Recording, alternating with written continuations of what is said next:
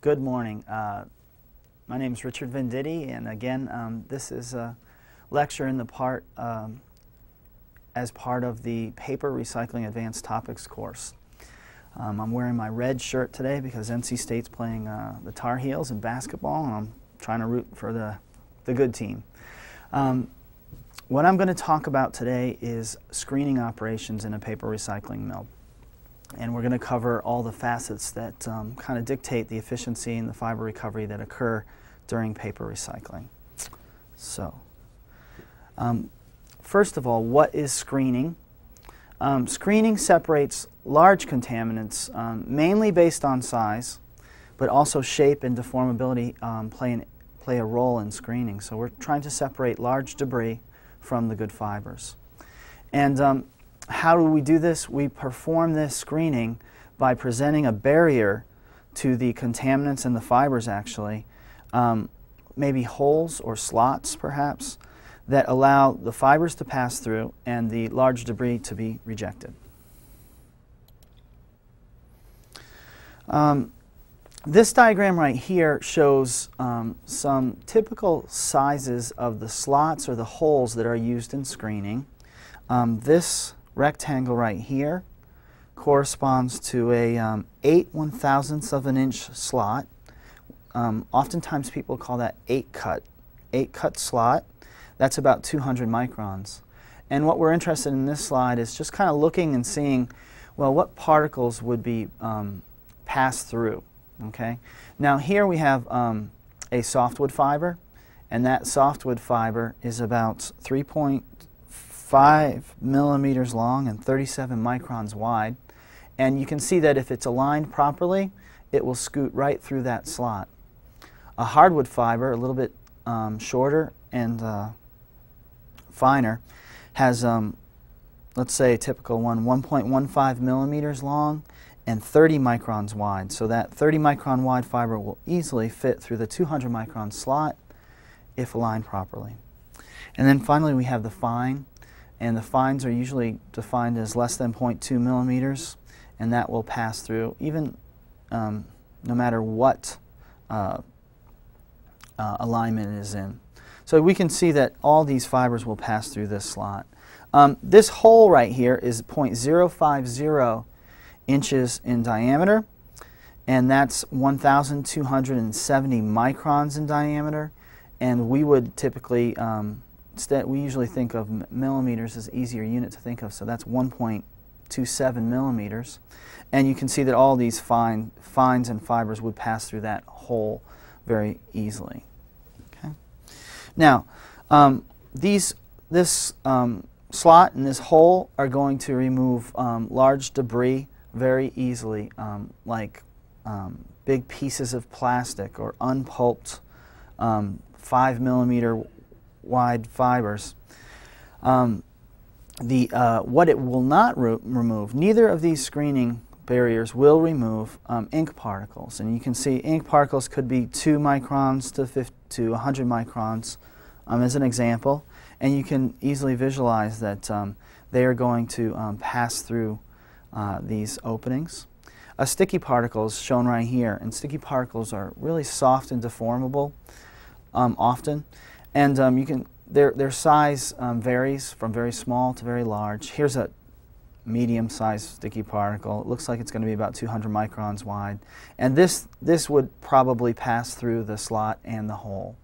Okay?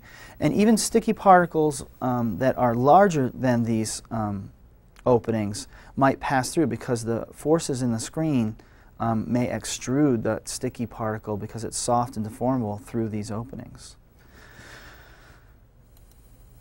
Okay, now I want to talk a little bit about the modes of removal that occur during a screen, and let me just kind of read 1 and 2 because they're pretty small. 1 says that stiff particles with all 3 dimensions larger than the width of the slot or the diameter of the hole are rejected, and that's called a barrier device, okay, or a barrier rejection. If all 3 dimensions of the contaminant are big, they will obviously be rejected, especially if it's a stiff particle. The second way that particles are rejected is on a probability, and that's what part 2 says. It says stiff particles with one or two dimensions smaller than the width or diameter of the slot or hole have a probability of being rejected. Okay? And that probability just depends on what face or what dimension of that object appears to the opening. Okay? So if we have a rod, then one dimension, let's just imagine that one dimension of that rod, like our fiber, is less than that slot size. Okay, so we know that fibers can be very long, much longer than the width of a slot. But if they are presented in such a way where one dimension is smaller, then that would be like the width, the diameter of the rod. If that's presented in such a way, then we can say that it might pass through, it might be rejected. So basically, we've got one dimension where it's, okay, so now let me just introduce you to the axes of this. So on the bottom is the number of screen contacts. So it's the number of times your contaminant has an opportunity to present itself to the opening. Okay, so we go 1, 2, 3, 4, 5. And then on the y-axis is the reject probability. It's the probability that that particle will be rejected in that screening stage. Okay, so we might have 100% reject probability, we might have 0% reject probability. Okay? So what we're looking at here is this let's just look at the one-dimensional rod, for instance. If that one dimension is less than the slot size, then there's two dimensions that will be blocked. And we can just crudely assume that if there's two dimensions that will be blocked, we've got a 2/3 chance that we would reject it. And there's a 1/3 chance that it would pass through. So basically we've got a 2/3 chance of rejection. Now if that object happens to come back and present itself again to another opening, then we've got another chance that it would pass through. So our rejection probability goes down. And each time it goes down by, we've got 66% reject probability, and then we've got 66% chance of that as our second time. And each time it presents itself, it gives it an opportunity to go through. And you can see that for one-dimensional, very small, we've got this reject probability. Okay? Now for two dimensions that are small, we've got two chances that it will pass through, and we've got one chance that it will be rejected. So this curve right here should be about at the 33% line. So we've got 1/3 chance that it's rejected the first time, and 2/3 chance that it will pass through.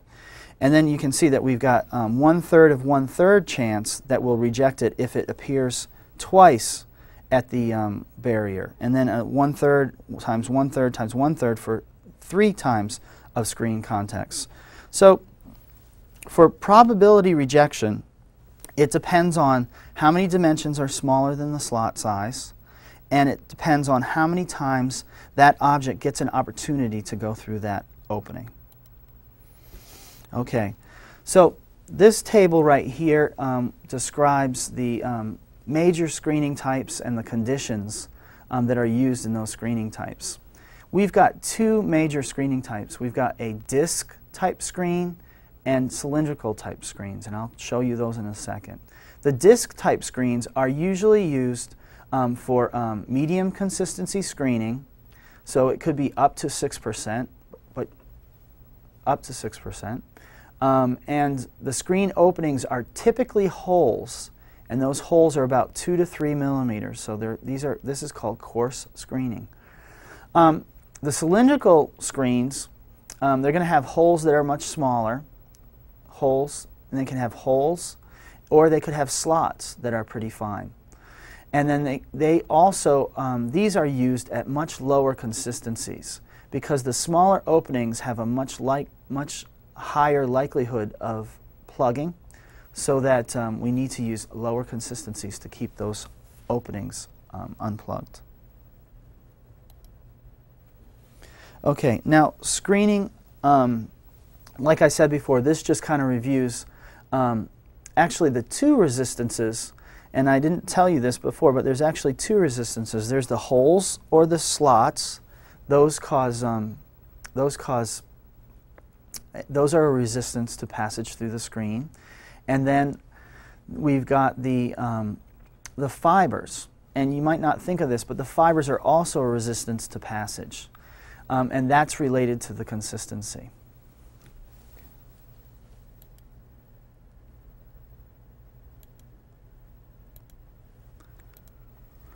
Okay, now here's a picture of a disc screen.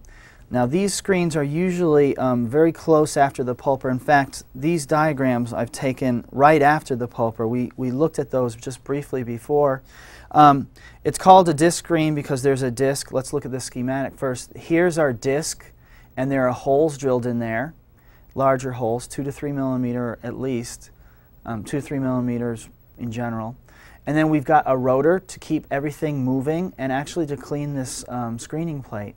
And the good fibers go through here, and the rejects are maintained in this area. In this case, we've got this is an external detrasher, and basically it's kind of a batch process for a high consistency pulper.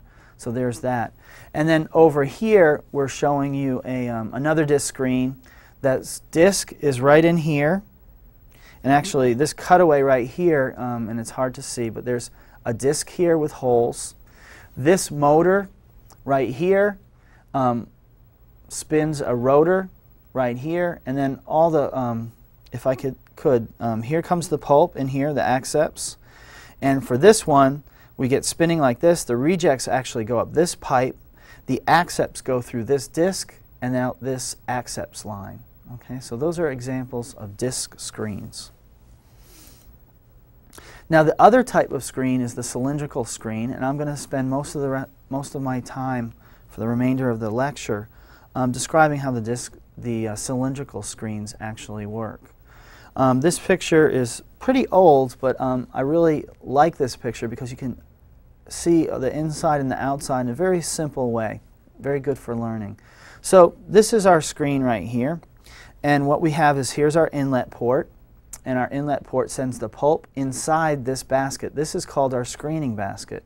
In this case, we're just showing some simple holes, and so the pulp swirls around inside this basket, and the good fiber and the small materials can pass through these holes, and they go out the accepts port like this. And then the material that we're going to reject, and this is going to include a lot of fibers, because to get the throughput we need and the processing that we need to reject some fibers, and we'll talk about how we save the fibers later. But the rejects actually can't pass through these holes. They fall down to the bottom, and then they pass out this rejects port. Okay. Now the other thing that we can see here is that we've got these foils, and in this case these foils are mounted on a rotor here that holds these foils, and these foils are very close to the face of the screen. You see we've got a motor here that runs a belt that actually turns these foils. Okay. Now the foils have two purposes. One of the purposes is to keep the stock moving and spinning. That's useful in our screening operation. And then the second one is even more important, and we'll talk about that in the next slide. So that's a schematic of a cylindrical screen. Now here's a commercial pressure screen. Just like cleaners, screens can be horizontal or vertical. It doesn't matter. Just depends on how the manufacturer has set them up. Here we have our screen housing right here. And inside here is our screen basket and our rotor type element. Now this pipe right here is our feed. This pipe right here is our accepts. So we're accepting from here. And then our rejects are not shown. Either the rejects come out the back, or this is the rejects port right here. And I'm not clear about that, but so we also have a rejects port. Now here's our motor, and you can see this is pretty big. This is about 2 to 3 feet in diameter. Maybe this is about 3 feet high. maybe 4 to 6 feet long. So we've got a pretty significant motor here running the rotors inside. And one of the nice things about this horizontal layout is that in this case, this cap right here can be taken off, and then the basket can be taken out very easily, and maintenance done to the basket. So if there's plugs, and sometimes there are plugs, the plugs, we can open up this cap here, go in, clean out our screen, and fix the problem. Relatively more easy than if this thing was in a vertical position and the cap was on the top. Okay, now what I want to do is talk about what that rotor does that was so important. I told you it swirled the pulp around, that's nice, but the rotor does actually even more than that. That rotor right here is an integral part of keeping this screen from plugging. It prevents the screen from plugging. And what happens is that, let's just say this foil passes it at high speed tangentially on the inside or the feed surface of this screen, for example.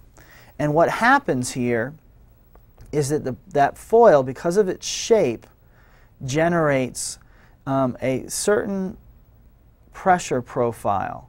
So if we looked at one position right here, what would happen? On the leading edge of our screen, right here, we've got a positive pressure difference. So what that means is that the pressure is higher on the inlet than the inlet than the accept. So pulp fiber will be passing through our screen barrier from feed to accepts. Now, this trailing edge of the foil, actually it's got this wing shape, okay? And what's happening here is that it's creating actually a low pressure zone, okay? And if you use Bernoulli's equation, you can kind of see that the velocity here is going to be, well, you can just kind of calculate that the pressure here is going to be lower. And so what happens is we actually get a negative pressure at this part of the foil.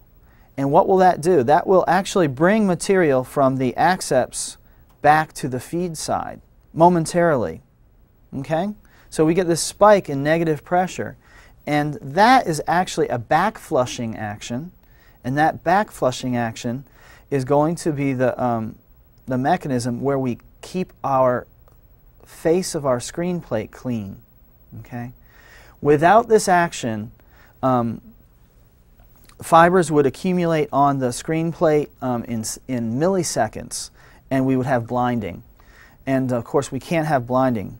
So basically, it's like this foil is really saving our hides. Before we had these foils, we couldn't really do pressurized screening like we're doing now. So you can imagine that this foil is like washing your window, but it's actually moving at a very fast speed, meters per second range. 10 to 20 meters per second, for instance. So you can see that it's actually cleaning that basket many times per second. And that is definitely necessary. Otherwise, we'll just get blinding of our screen, and it'll just lock up and pluggage, which is bad. Okay, so basically, the leading edge of the rotating foil accelerates the stock, and that keeps it moving and spinning in the right direction. But it's the negative pulse under the sweeping foil that momentarily reverses the flow, effectively purging the screen openings. You can see that there's flow in the positive direction towards the accepts before this area, and then after this area right here, we get a momentary negative back flushing. Now, at this point, I'm going to go to our book, and I just want to show you a couple different types of rotors and how they impact that back flushing. So first, let's take a look. Okay. Here are some rotors that you might have. Hopefully you can see these. I'm going to zoom in a little bit.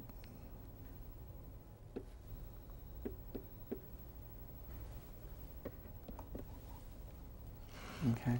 This is a lobed rotor where you can see that there's like an extension that's sticking out, and then a little, it goes back in. This is a step rotor, and this is kind of hard to see, but there's little steps here, and actually we're showing a series of steps on the top and a series of steps on the bottom. And then finally we've got a bump rotor. Okay, so we've got this rotor, and then we have these little individual bumps, and you can see these bumps are off-centered from these bumps, so we're bumping or causing these disturbances in the pulp mat from these bumps here. And then of course we've got a rotor system, and here's our rotor system. I'll zoom out, I guess. Here's our rotor system. So in this case, we've got the spinning rotor right here, and we've got several foils attached to the rotor. Okay? And those foils will go around, spin around, and they will backflush the openings. The other thing to think about is that these foils actually, if there's, and that backflushing disrupts any type of pulp mat formation that may occur on the face of the screen. Okay. So that's a really, really important part of screening. It's that backflushing and preventing of the blinding of the screen. So we have to have that. Actually, it can cause negative effects too. If that rotor and the consistency, if you look here at this picture, you see that very small gap between that foil and the faceplate. Well, if there's high consistency pulp or medium consistency pulp or even just some kind of fibers there, what can happen is in this small gap there's going to be lots of shear forces that can actually break debris like stickies and make them smaller and make them harder to screen. So we've got issues about that. Okay, now pressure screens can come in different flow configurations. I like to look at, here's 4 different types of screens. In this case right here, it's called a centripetal screen, and it's got inlet side foils. So what's happening here is, here's our inlet, and our pulp is actually going through the screen basket on the inward direction, and our foils are on the outside, spinning on the outside, keeping that inlet side of the basket clean. Then we have a centrifugal inlet side foils. So in this case, here's our inlet, but now the pulp actually, the feed pulp is actually inside the basket. This is much like the picture that I showed you before. This is the same as the picture. The fibers go through the basket towards the outside, and the foils are on the inside, keeping the feed face of that screen clean. So that's what that previous picture was like.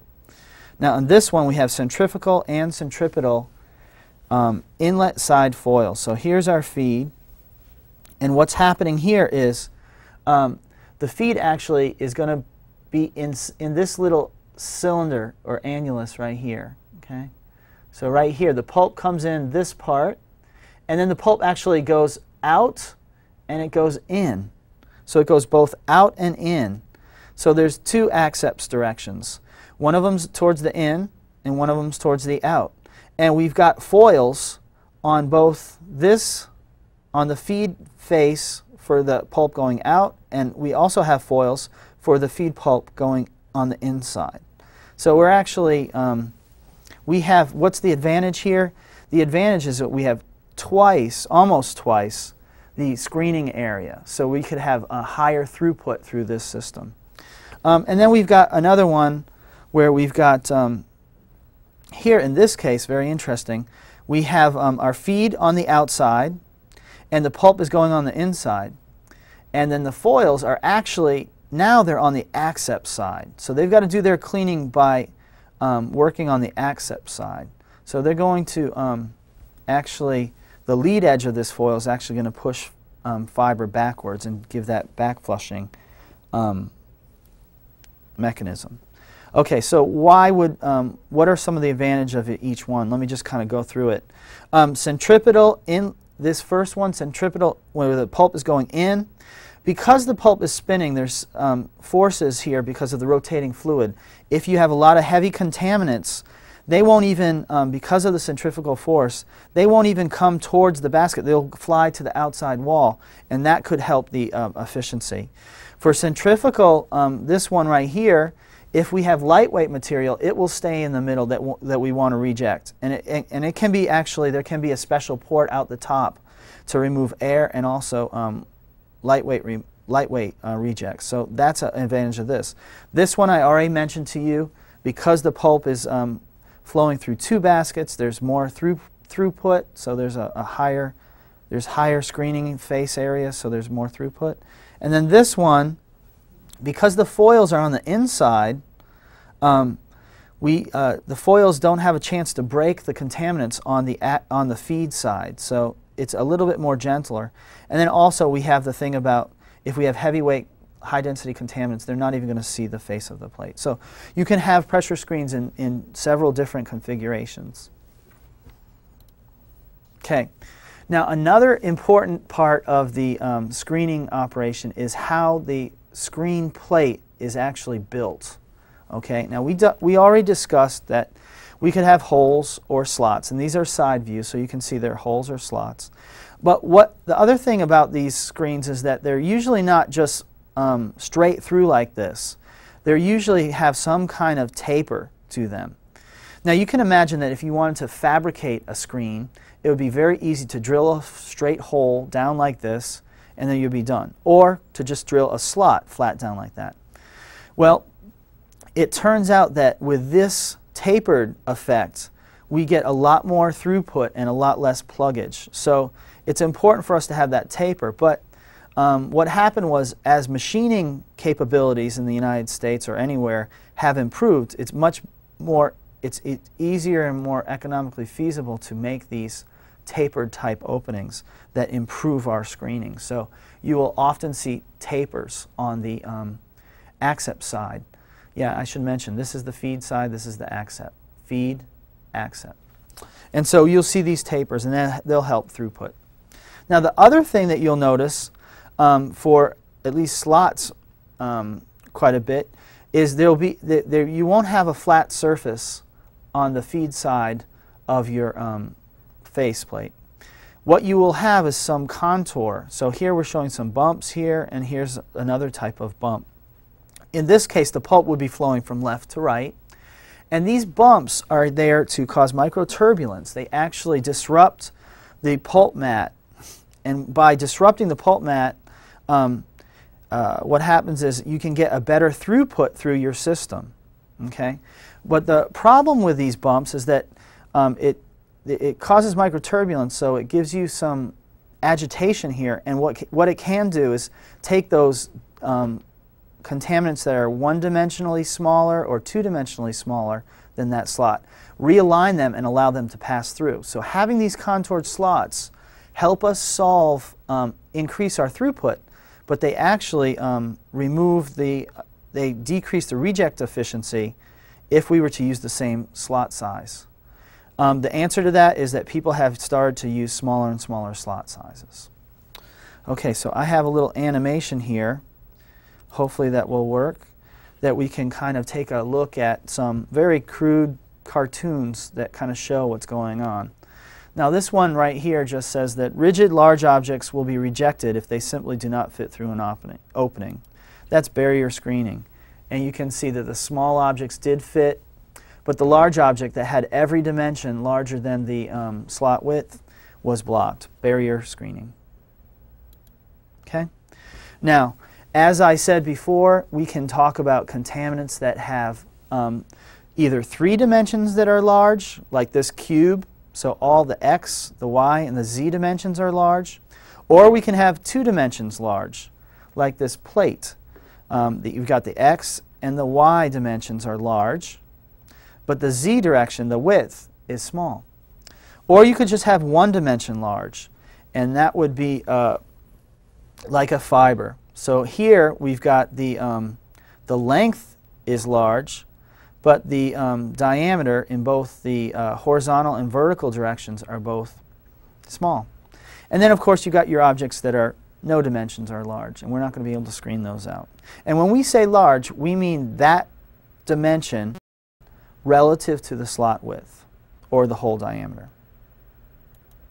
Okay, so now we can kind of take a look and see how these different shaped particles, how they will interact with a hole. So here we have a hole. Let's imagine that that's on our screening plate. And if we play an animation, there's a 3-dimension large, there's a 2-dimension large, and there's a 1-dimension large object. So you notice that actually the 3-dimensionally large object will always be blocked. The 2-dimensionally large will always be blocked. But for holes, that 1-dimensionally large may pass through. Okay? So no matter how we align these objects right here, they will be blocked, but the 1-dimensionally large alone might pass through. It just depends on the how it's presented. You see that if the long dimension is presented in the plane of the screen face, then it will be rejected, but if the long dimension is perpendicular to the screen face, it can pass right through, align itself and pass through. Okay? So this actually is just a little bit of a review of what we had before on that other slide. Here's a softwood fiber about 4 millimeters long, and for this one I'm saying it's about 0.04 millimeters in diameter.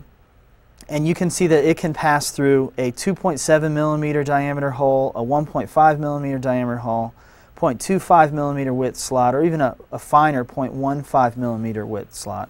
Same thing with the hardwood fiber. It's actually going to be 0.02 millimeters in diameter, 1 millimeter long. No issue getting through there. So we understand that the fibers can pass through these openings very easily. Okay. All right, now let's go to a shape, and let's look at the shape compared to a slot opening. Okay.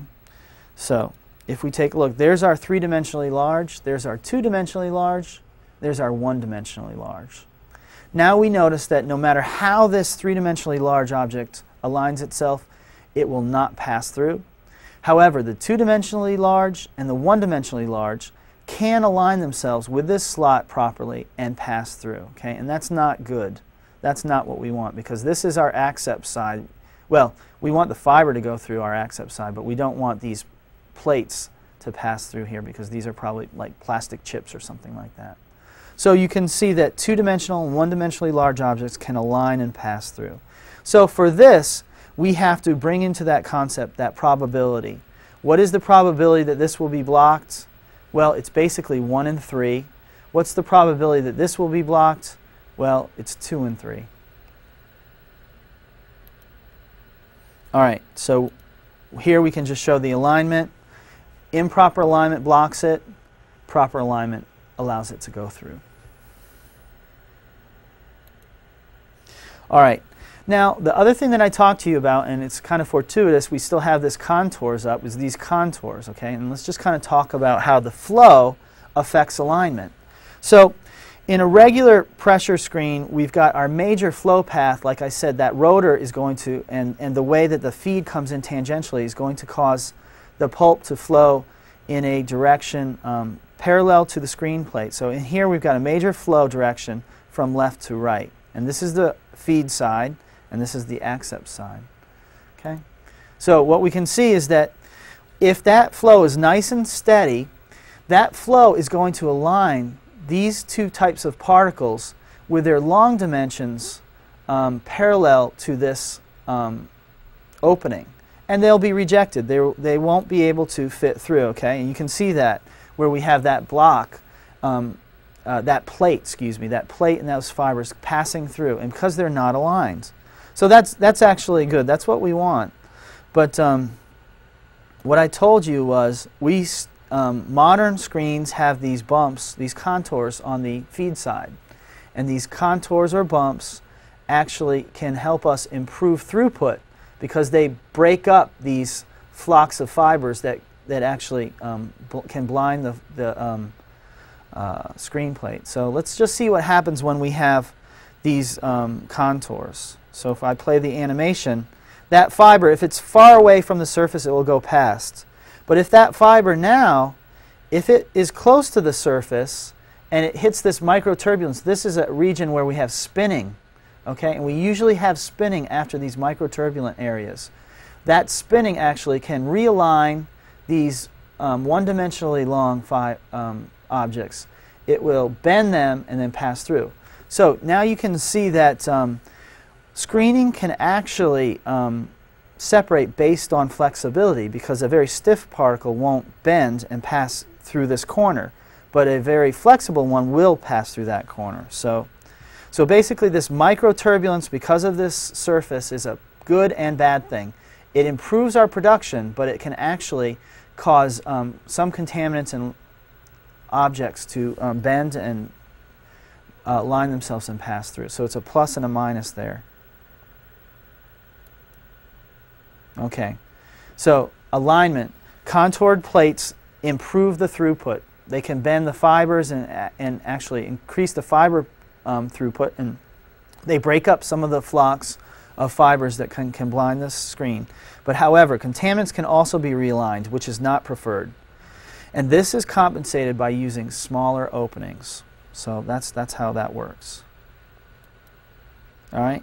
Now stiffness. I mentioned it just a second ago. Here's a stiff object. You see it sees that opening, but it can't bend or flex through, and so it gets rejected. And then the flexible object actually has the potential to bend and flex through. So the main flow is from left to right, and you can see that that flexible object can bend through. Okay? So that's one thing. So screening actually will reject stiffer particles more than it will flexible particles. And then extrudability. I talked about the soft material versus the rigid material. That first one was rigid, and here's a soft one. Now, the main reason that material passes from feed to accepts is that there's a pressure difference. That pressure difference is supplied by a feed pump, and that feed pump actually has the high pressure here, low pressure here. Material will flow through, and that's what we want, except for the fact when we have this things like stickies, extrudable stickies, and you can see that that pressure difference is actually extruding that sticky through that slot, and unfortunately it's going to that soft object is being on the accept side. Okay, so screening, it is impacted by size, stiffness, softness, and shape of the contaminants.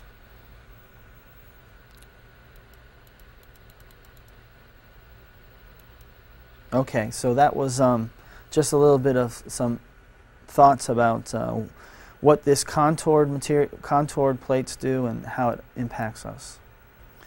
Okay, now just like cleaning, we have to discuss the fact that screening is not a perfect separation. At the throughputs that we use, we cannot design a screen so that we have all clean fiber going one way and all contaminant going the other way. So what happens is we have to reject some fibers in order to meet our throughput demands. Now this graph right here, on the x-axis, it's showing reject rate. So of the feed, how much of the solids, what percent of the solids in the feed is being rejected? And we go from 0 to 100%. And then on the y-axis, I'm showing screen cleanliness efficiency. Okay, and let's think about that. That's the parts per million, or the concentration of contaminant in the feed minus the concentration of contaminant in the accepts divided by the concentration of feed in the concentration of contaminants in the feed, just like last lecture. So it tells you the reduction in the concentration of dirt. Now, what you see is that these curves have this characteristic shoulder, and that this number right here is about 20% reject rate. So if we reject about 20% of our solids, then we can come up to these curves and say, if we reject that 20%, we're going to get about 70% cleanliness efficiency. Okay? And that's good. That's what we want. If we go up to much higher reject rates, then we're rejecting a ton of fiber, and we're only going from 70 to maybe 85% cleanliness efficiency. So we're not getting that much cleaning done, but we're losing a lot of fiber, so that's not good.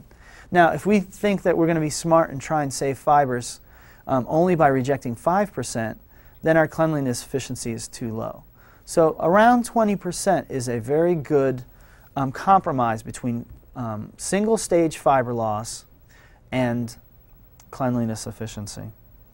Now these three, okay, a couple other things about this graph. This dashed line right here is pipeline separation. So if we just had a pipe and a Y, no screening, this would be exactly what we get. So if we rejected 100% of our flow, we get 100% of our rejects. If we rejected 0% of our solids, we would get 0% cleanliness efficiency, for instance. So this is the worst case scenario, and here are screens that are performing better than the worst case scenario.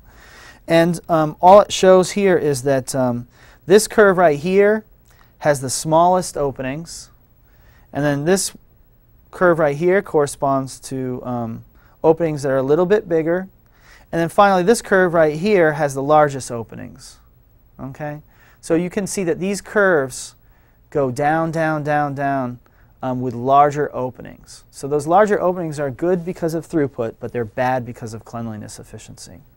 So how could we get a curve that was even higher than this? Well, you might be sitting there imagining, well, if I make my openings smaller and smaller and smaller, that's going to bring this curve out in this direction.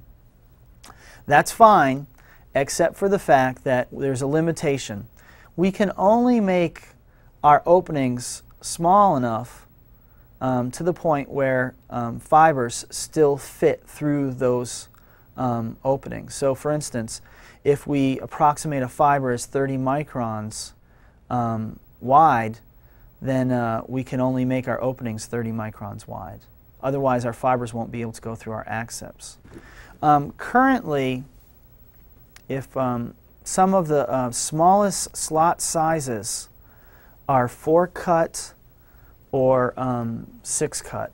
6-cut is common. 4-cut is pretty rare, but sometimes you'll hear about it. Now, if you think about a 4-cut is 4/1000ths of an inch, and that's just about 4/1000ths of an inch is about 100 microns. There's a simple conversion, and maybe I'll write this on our document. I'm going to come over to here, and I'm just going to say 0.00. Let's just see if I got it. Okay, so I'll zoom out. Okay, 0.001 inch is equal to 25.4 microns. Okay, and so like I said, a 4-cut or a 6-cut are common. These are the finest slots that you can get. They're not common. So a 4-cut is approximately 100 microns, and a 6-cut is going to be approximately, let me do my math real quick, 150 microns. Okay. So if we kind of think about it then, if this is 100 micrometers,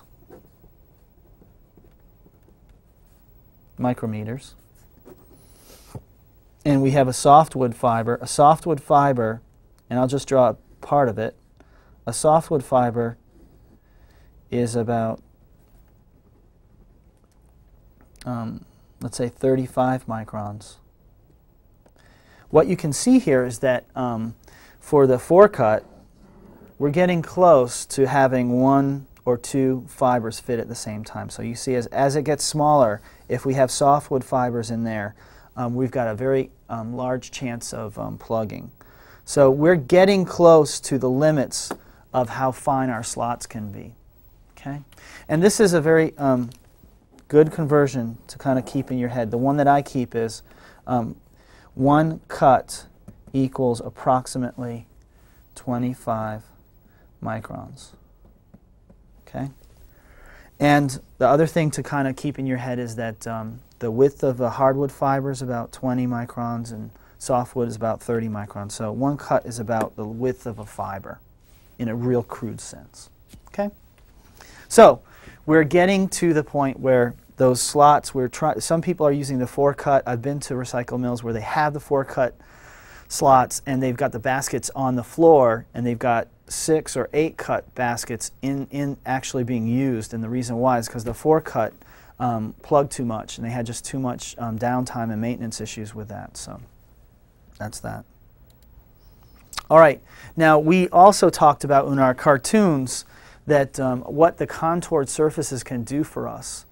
And I mentioned that the contoured surfaces are in part there to disrupt that pulp mat on the surface of the plate, of the screen plate, and also to realign things. So what happens is this graph right here, on the x-axis, I'm showing pressure drop. Okay, so that pressure drop is feed minus accept pressure.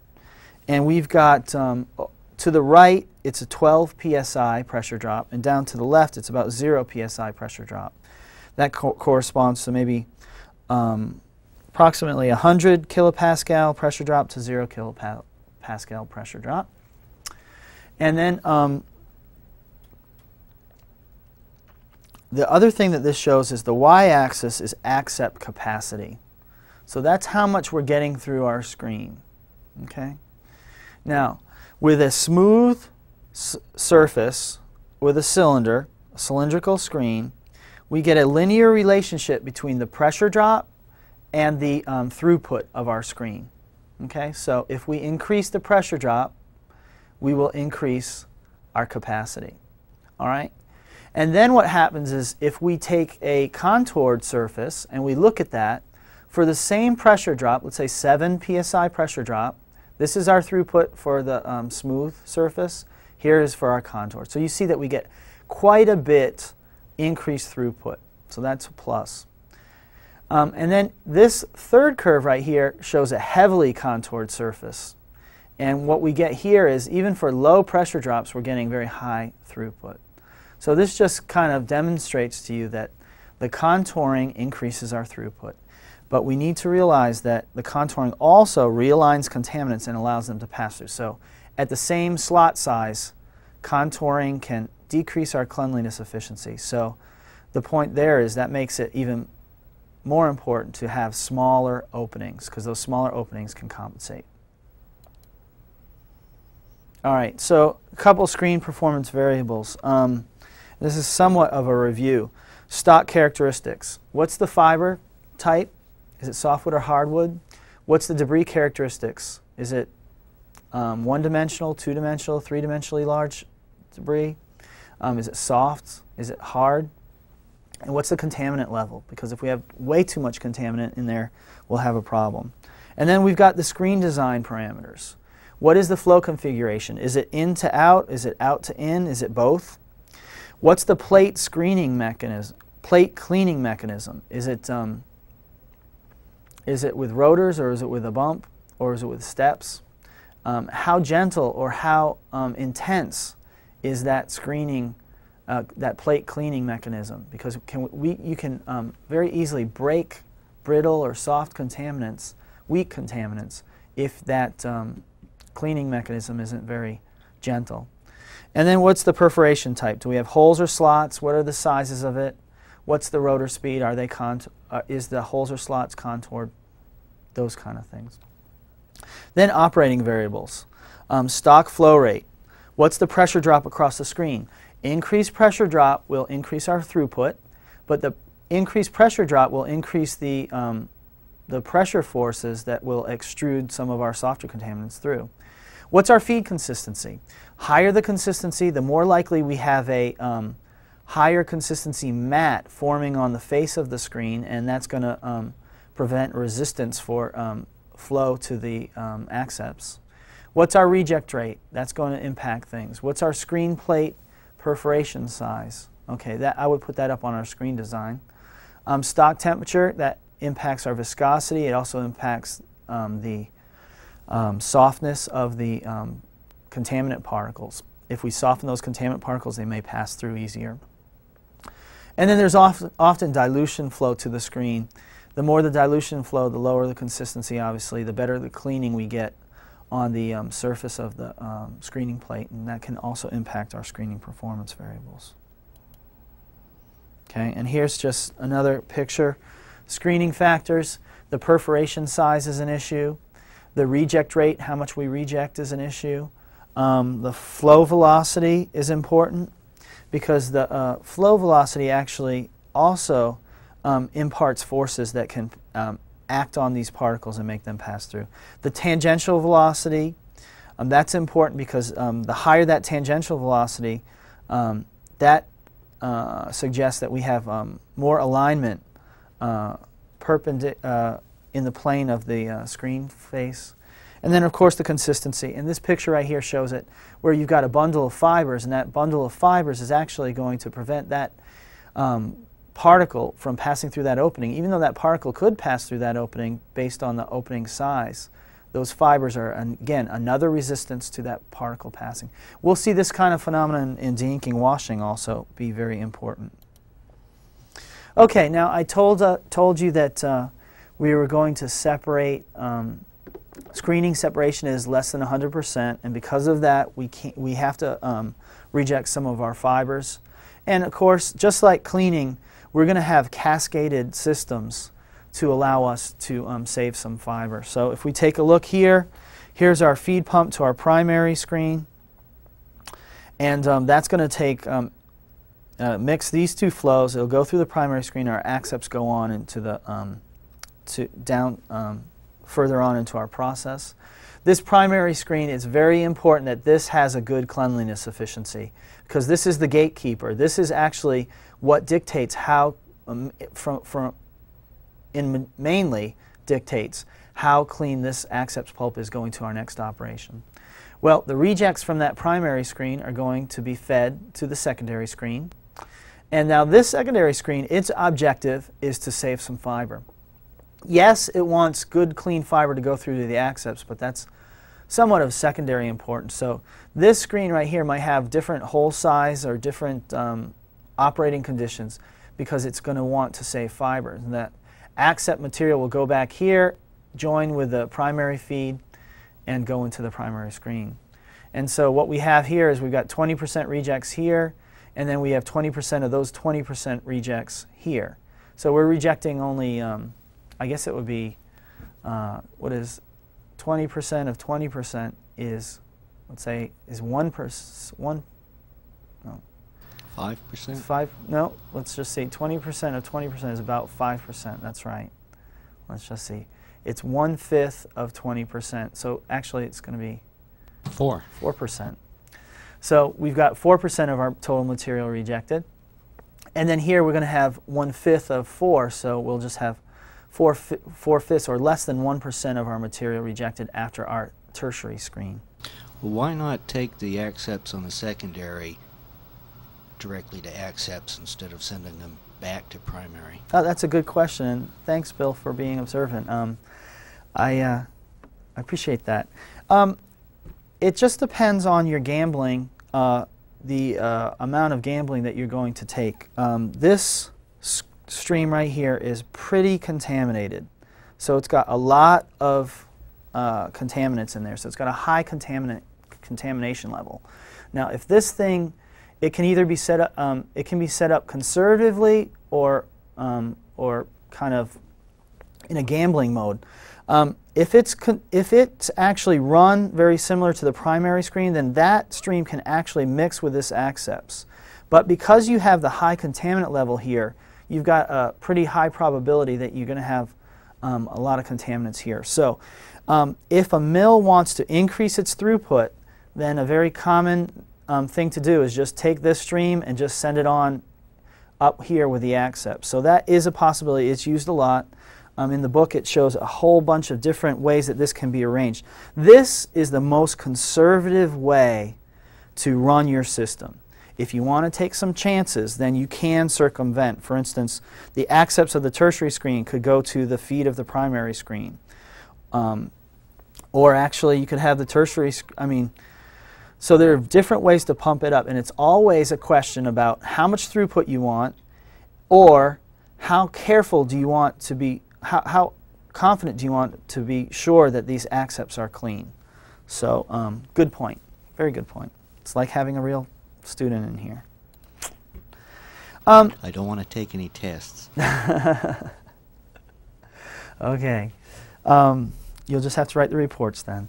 No, just kidding. All Another screen that we have, and this is kind of a historical screen, but you'll still see it. That last screen, that tertiary screen, oftentimes it can be in what's called an open gravity or atmospheric screen. And in this case, it's typically just, we've got this bed here, we've got this plate. This plate actually rotates. It shakes. Usually it just shakes. And it shakes. And what we do is we take the inlet, and it's got the contaminants in the fibers.